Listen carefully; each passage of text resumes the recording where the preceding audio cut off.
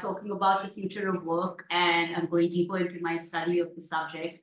I'm delighted and ecstatic to have with us Noshir Talati, along with his very, very trusted partner, Noshir who are both here with us today.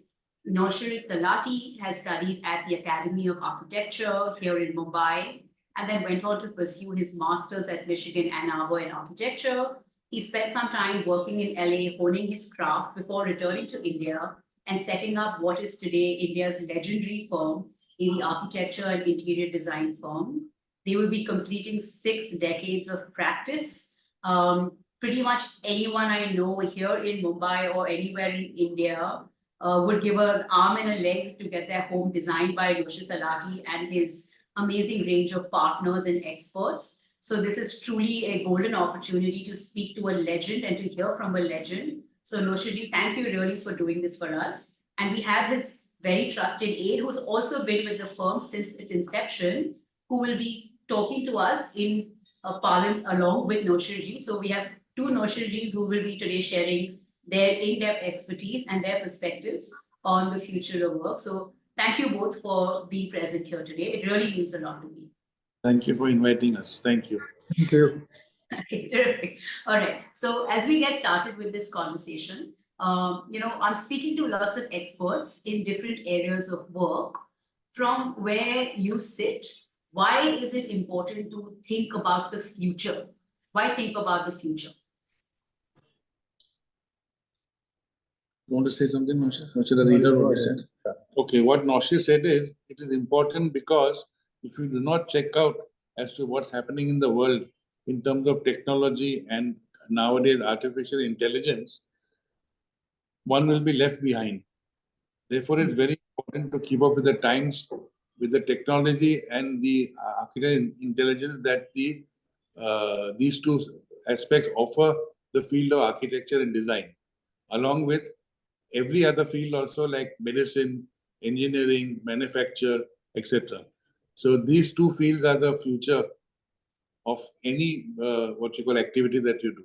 So we feel that is very important to keep up with the times as to what is happening in the world every day. Okay, very important to keep up with the times, important to keep your eyes on the future, because you're also designing homes for the future. Most of the houses you have built so far have outlived 10, 15, 20, 30 years. So you're basically designing also for the future. So important to keep your eyes on the future. As you think about the future, in your space, in the space of design and architecture, what are factors that you are seeing influence the future? What is coming in design? What's coming in architecture? Is it changes in AI and technology that you're seeing firms use? Are you seeing change in materials? More sustainable materials coming? What is happening? What are the factors? Well, the 2 most important factors, as I mentioned above, as he mentioned above, were technology and artificial intelligence. Along with this, also every day some new materials are coming out into the market, right? So what you see today and select today can change tomorrow.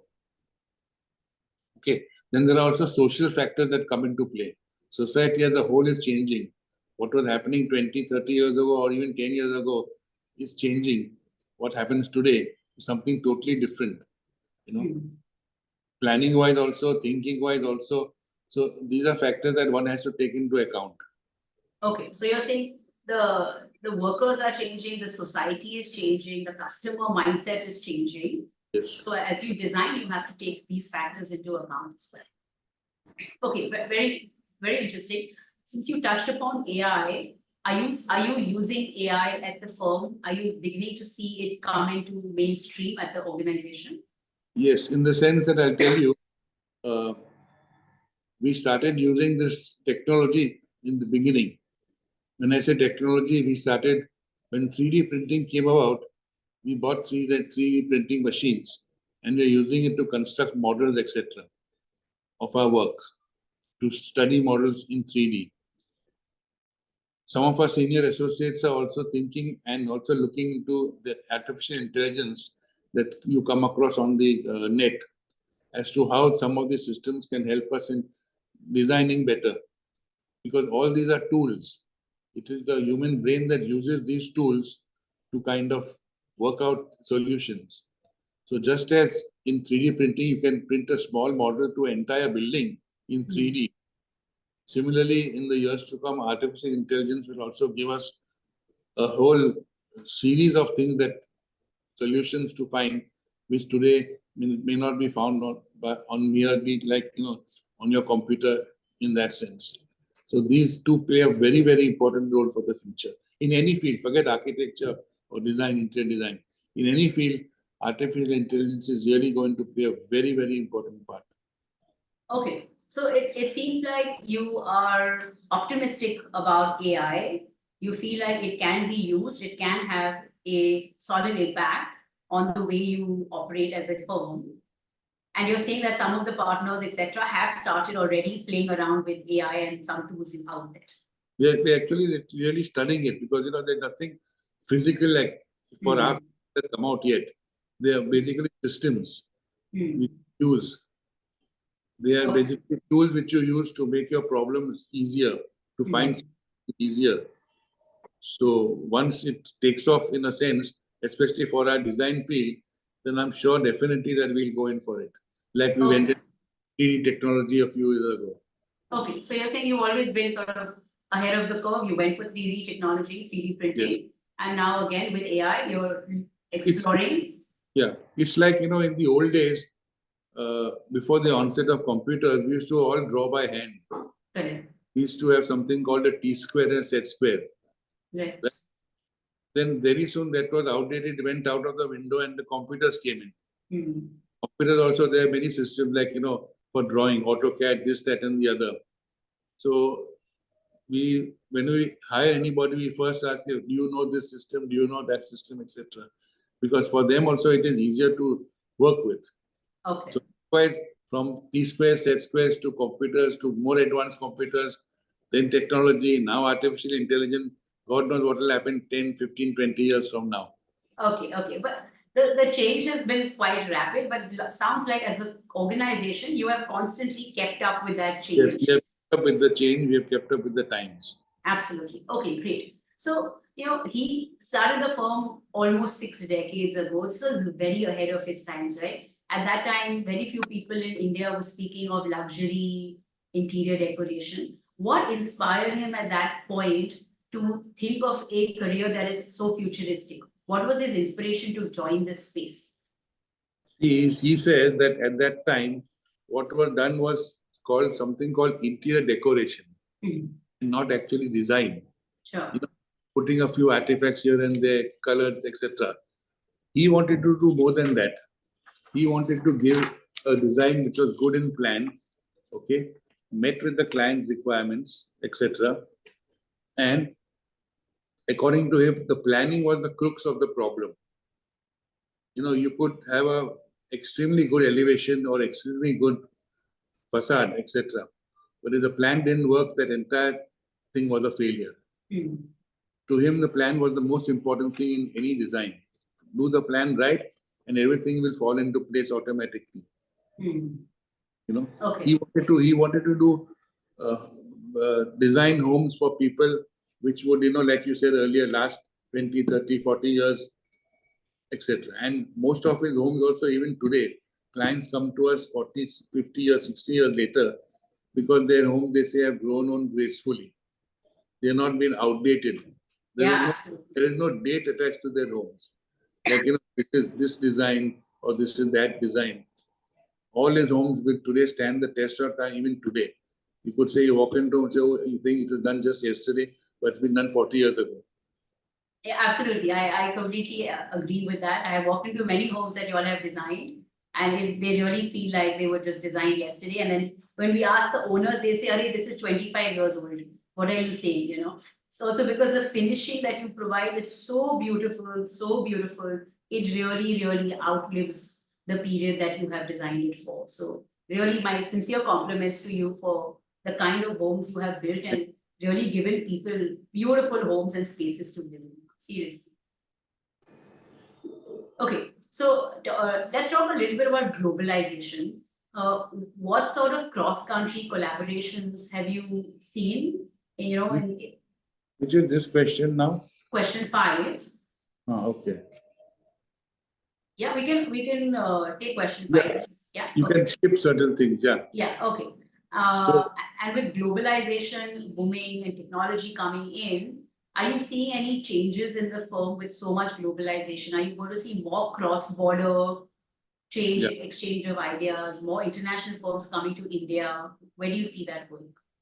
See, what he said, what he told me was, what I've written down on his behalf, is that presently, with the advent of Zoom and Teams, two things that are in operation across the world now, and other such computer-based apps, okay, the entire world is accessible to any and everybody at the snap of a finger, okay?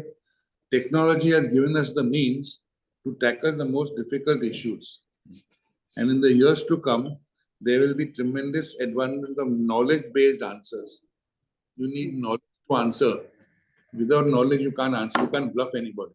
So there will be knowledge-based answers and solutions to issues and inventions. Our firm already follows and adapts these new technologies. Of course, behind all this, there is the human element also. In fact, the most important element is the human element, without which it would not be possible to do so. Because even all these systems, technology, artificial intelligence, has come out of the human brain. It's not come out of the air.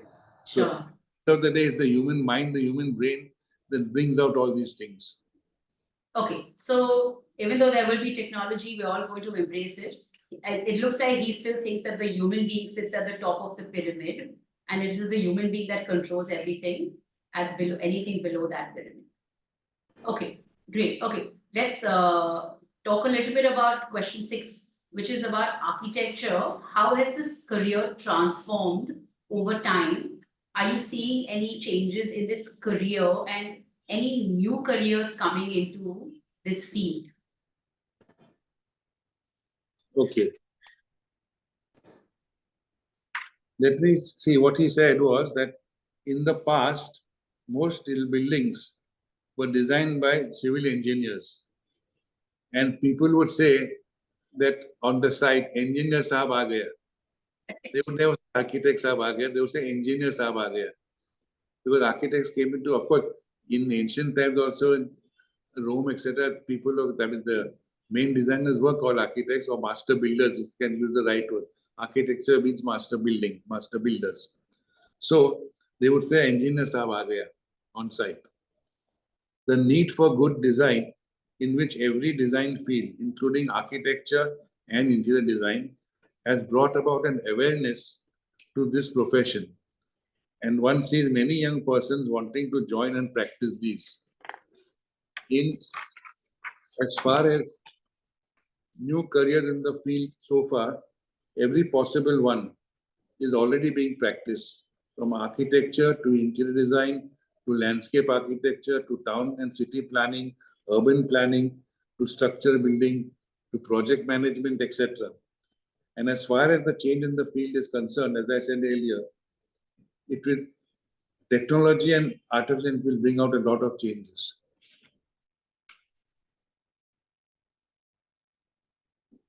So you are seeing more specialization. Earlier it was like, okay, there's an architect, but now you're seeing someone does only landscape.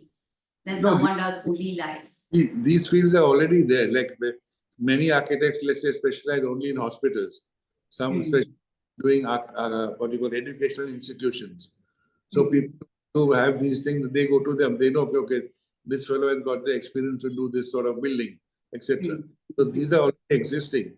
But with the advent of technology and artificial intelligence, some new fields or careers might open out. Okay, great. You follow? Okay, okay, sure. So Like there is already specialization. Sorry. Yeah. For example, everybody talks about climate change today. Okay, there are many architects who design buildings keeping climate change in mind. Etc. So that's a new path. That's a new field that is like coming into play. Okay, so you're seeing sustainability come in as another theme and as another sort of area of specialization. So since you touched upon sustainability, are you seeing any client uptake on sustainability? Do you see clients coming forward and saying, "Hi, build me a sustainable home, use sustainable materials, design my house to reduce the load on the air conditioning. Is that a trend you're seeing around or not really so much in India so far? No, it is there. It started on a smaller scale, but it has grown and it is there today. Clients do come to us. But, it's like this green building, for example. People say, design a green building for me. They don't know actually what is a green building and what goes into designing a green building. But it is catching on in the sense that most institutional buildings go in for green building. I don't think any regular commercial building they go into that because the initial costs are huge. Over a period of time, they peter out, but the initial costs are huge. Maybe that's the reason why they don't go into it initially. Okay, but you're seeing a little bit of this because the next question number 7, the next question is on the role of environment and sustainability in architecture. And how are these two blending? Where are you seeing environment, sustainability, architecture combined forces? Okay, what he says is, according to statistics available, the building industry is one of the major causes of pollution. If not, what with the use of concrete and steel, etc., architects and designers will have to look for and find, invent, discover new materials and technology for construction. Therefore, the two are linked and interdependent. Okay. Okay, so he's clearly recognizing that the two are interlinked and there is a need for change. They need to change processes, methodology, materials, etc. Yes. And hopefully we will see that coming in the future. Yes. Okay, great. Okay, thank you. That's a great sentiment to. At least there is an awareness, and I'm glad it's coming from leaders at the top. If you identify this as a need, then hopefully it will simmer down to the bottom as well. We'll move to the next question, number 9. A little bit on urban planning and urban design. Is there an influence of technology in urban planning and design? And what would you like to see in this field? How can you use technology as you plan cities? Which question is this? Question number 9.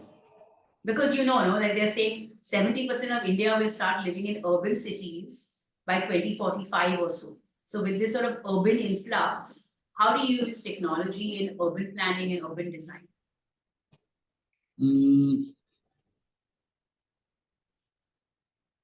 That's question number 9. Yeah. See, again, keep on repeating these two words, technology and artificial intelligence. Technology, be it in the form of computers, robots, robotics, or particularly every field, is a tool to make things simpler and faster. But it needs the thought process and mind of man to make, direct it, and growing at a very faster pace. Things are changing every day. And like fields, architecture, interior design, and many other professions will be helped by it. As for technology changing planning and urban design, it will help in giving solutions to the data, information fed in by man, and then AI will take over and find the answers. Okay, great. Okay. So we will have a lot more data with increasing urbanization, and hopefully that data can be recycled and mined correctly. Today the time of knowledge. Everything is knowledge based. If you have the knowledge, you can do things. If you don't have the knowledge, you can't do it. Okay, you can't great. Anybody. Okay, so knowledge-based economies and information and knowledge data-based economies. Okay, we'll go to question number 10, which is on, obviously you have designed both residential and commercial ventures. What do you see as differences in the future in terms of how people look at their office spaces? Are you seeing any changes and trends? I remember when my dad's office, he used to sit in a closed cabin. 4 walls, he's in one corner of the office. I am sitting in my cabin, it's all glass. I can see everyone, they can all see me. So it's a shift from a generation ago. Are you seeing any such workplace commercial trends and changes? Yeah, there are changes both in residential as well as commercial places. And today, most of these unfortunately done by all these Vastu consultants. To finally come in and tell us, or not us, but the client, that do this. If you don't do this, then this will happen, etc. Follow us. So suddenly, out of nowhere, in the last few years, Vastu has come to play some part in planning. Okay. I'm not saying Vastu is bad. It's an ancient Indian science. Sure. That has been there for God knows how many years. Yeah. But it has its role to play.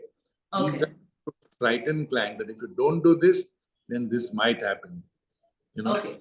Anyway, Okay, to answer your question, as far as private projects are concerned, with the increasing purchasing power of the people, especially the middle class, there will be an upgradation and demand for more luxurious designs and facilities that are offered.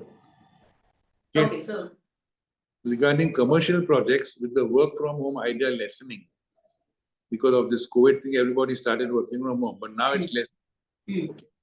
There will once again be a need for more larger area spaces when all the staff, etc., work come back, as they are doing now. So them are coming back to work. You see, when this happened immediately after COVID, people, owners of large office spaces said, why do we require such a large spaces now? We don't have that workforce. Let them work from home. Why should we purchase large spaces? So you're saying that you're seeing a reversal in that trend now, huh? People are going back to the offices. In fact, they want bigger offices. In both these cases, there will be demand for better facilities to be offered. Introduction and use of the latest technologies as rapidly to incorporate the same in planning for ease of work and stay, both for work and for staying. Okay, terrific. Okay, so office is back. The role of the workspace is back. In fact, now you're seeing more enhanced workspaces because now people are demanding a little bit more than a previous functional workspace. So definitely, you see the role of the office coming back as a central shift again. Yes, okay, great. Okay, thank you. That was very beautifully answered. I will move to question number 12, which talks a little bit about governance and policy. Do you see any shifts in policy making in the future? What should governments be doing in the future? How much is the intersection of policies with the work you do, and what can governments do to help in the future? Well, he said he will answer the latter question first. Sure.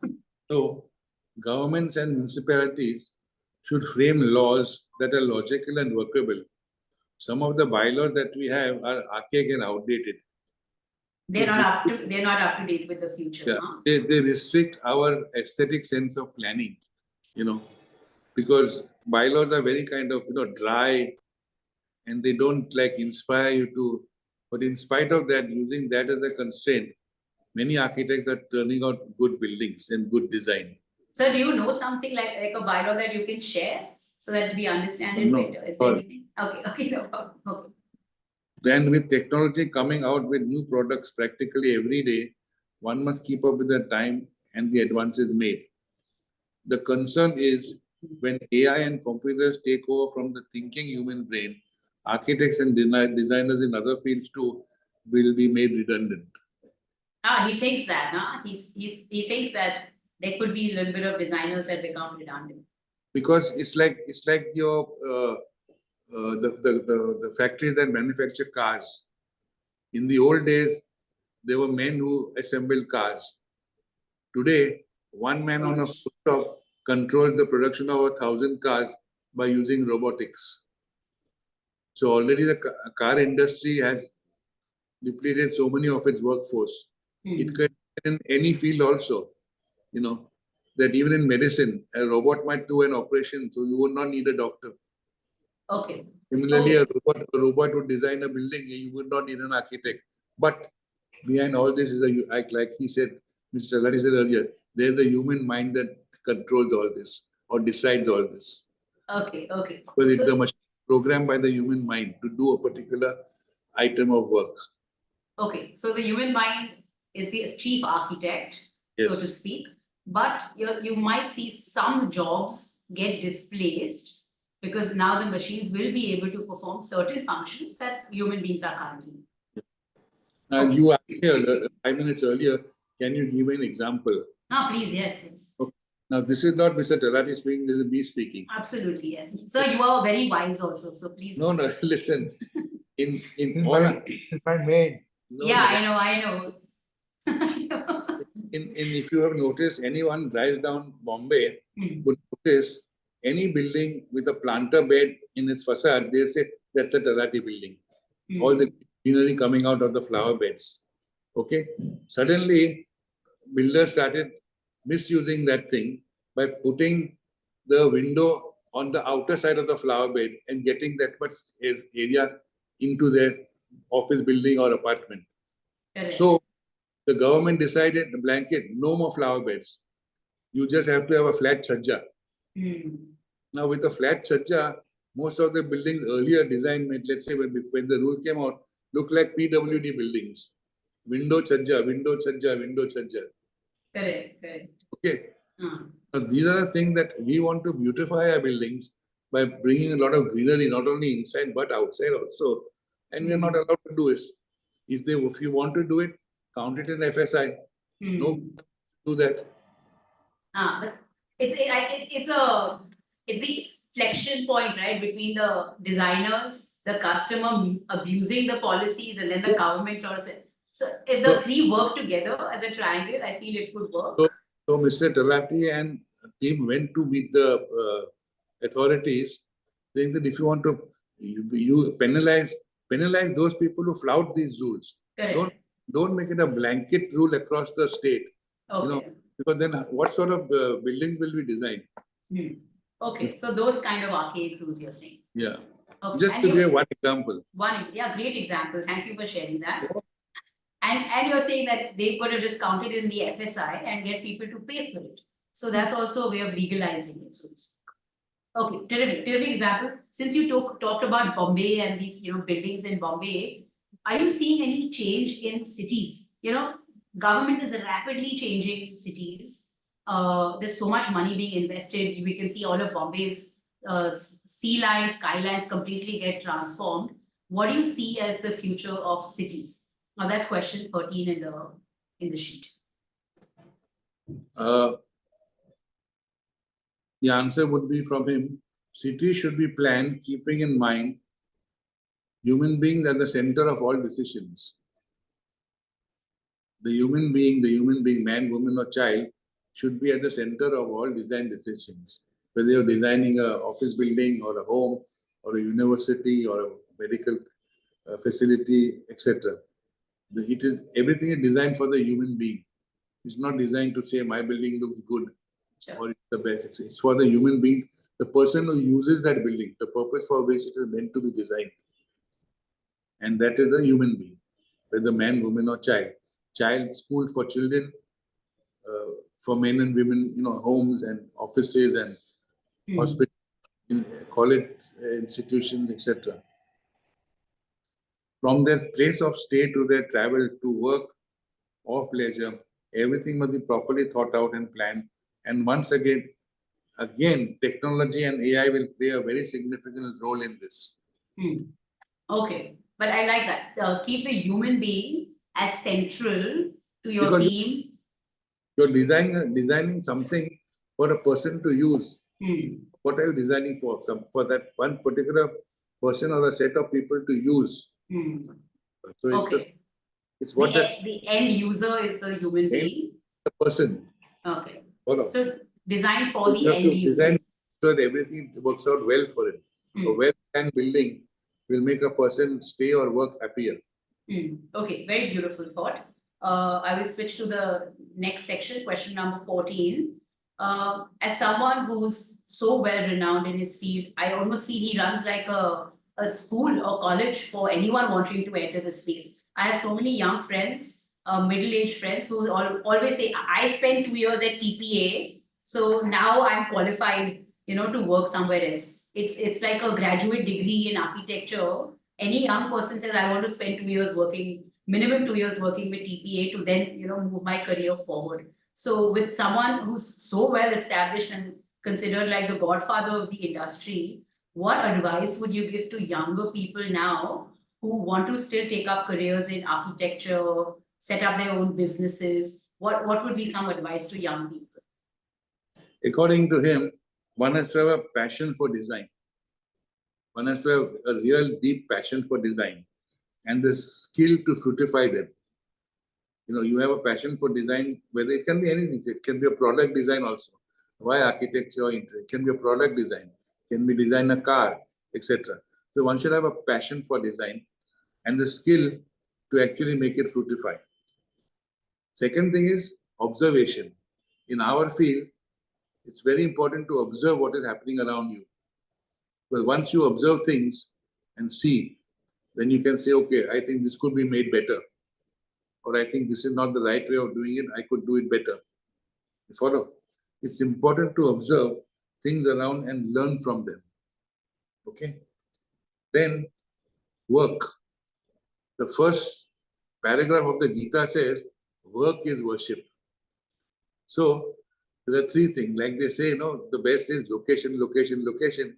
In our case, it is work, work, work. You work and everything will take care of itself. As far as to start one's own business, one has to be a leader to do a business and not a follower. Okay, beautifully. Follower can't be a leader. One has to be a leader to do a business. Very beautiful. Okay. Okay. So you're saying passion, number one, ability to observe everything around you. Yes. And there is no substitute for hard work. Unless you implement and translate your passion into actual karma, then it's kind of pointless. Okay. Very, very, very beautiful, very wise. I'll move to the next question in the interest of time. There's a lot of chatter around future of work about developing multidisciplinary skills. Traditionally, India, you get trained in one discipline, right? Very, very early. In the 10th standard, we had to pick between science, commerce, and arts. At the age of 15, you made that decision. Now they say you need multidisciplinary, interdisciplinary skills. Are you seeing interdisciplinary skills in your teams, and how do you see that panning out? This is question 15. Okay. The answer would be there are masters and there are jack of all trades. Okay, both can work together, complementing each other. Today it's a teamwork. Every effort is a teamwork. I can't function without my team, so I need my teamwork. It's a teamwork effort, a collaborative way of working. Multidisciplinary skills gives the designer a better footing and knowledge of things connected to their field of work. You follow? Yes, yes. Okay, so you like multidisciplinary. It sounds like he likes multidisciplinary. Also, it sounds like because he has assembled a team around him with different skills. So in that sense, the firm has multidisciplinary skill set within itself also. Yes. Okay. So you like experts also in certain areas, in certain areas you like multidisciplinary. Okay, beautiful. Next question, number 16. What are some of the critical skills students need to build to be future ready? Once you have an education, what are 3 skills that you would like to point to? Again, just 4-5 words for that. Number 1 will be passion, then adapt to ever-changing technology, and observation, and commitment. Commitment to your work, commitment to your clients, commitment to your contractor to carry out the work, etc. I think that last commitment point is very important. A lot of the young people, they have passion, they make for good observers, but the commitment point, I think really going into the future, I think that's very critical. So it's very important. Commitment is very important. Okay, very beautiful. Last question, because I know you have to go. With this sort of resplendent career, this is question number 18 on your sheet. What a beautiful career, what an iconic career. But if you had to look back and change something, I know this book is about the future, but there are always lessons from the past in the future. So if you had to do something little differently, is there anything you would have done differently, sir? Well, his answer to me was, apart from me wanting to be an architect, okay, there was one thing that he had really wanted to do and nearly came to do was, he wanted to start a residential architectural college in the hills. Beautiful. He wanted to start a residential architectural college in the hills, which he nearly came to. We had a thought process, etc. But some reason or other, it didn't materialize. And he also wanted to teach in that school. It was a residential school in the hills. Wow. So where people could live and work and study at the same time. That's a very beautiful thought. I am in the education space. If there's anything I can do to help manifest this dream and make it come true, if Xerxes wants to build something like this, I would be very happy to help. It would be like an honor for me to be able to help manifest any last unfulfilled desires that Sir has. So after this interview, I would be very happy to connect. Sing, no? You want to sing also, no? Yeah, please do. Please do. It would be beautiful. Please. Huh? You told me once. Two lines. Come on.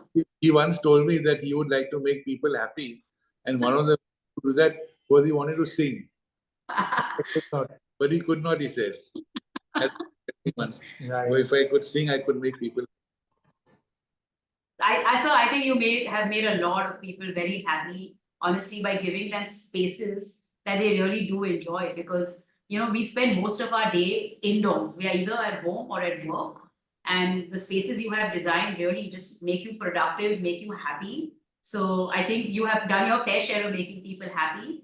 And in terms of education, also, as I mentioned, all my friends who are working in the interior space have been through what they call the temple. They say we've gone to the temple, we've got our blessings at the temple, and now we are, completed our degrees. So I think in more ways than many, you have fulfilled your dream of educating young people. So, Really? I think it was a very good interview we had. And I hope we can give service as long as it's possible by us. absolutely. So I think your buildings, your designs, your mindset will far outlive any person in your organization. My heartfelt gratitude to you as well. Xerxes has taken over his dad's legacy, and he's just into the field now. It's fantastic. And he's really doing a remarkable this thing of the profession. I am confident in Xerxes And I know his abilities. he's going to carry it for the next 50 years. Absolutely, absolutely. But only because the foundation that both of you have provided the firm, and for all the clients and just regular people that you made so happy with everything you did. Thank you so much for sharing your insights today. And so I'm very, very grateful that you did this interview. Thank you, Noshir, for being the Sutradhar and making this whole conversation. Thank you for inviting us. Thank you. Thank you. I hope that it went well.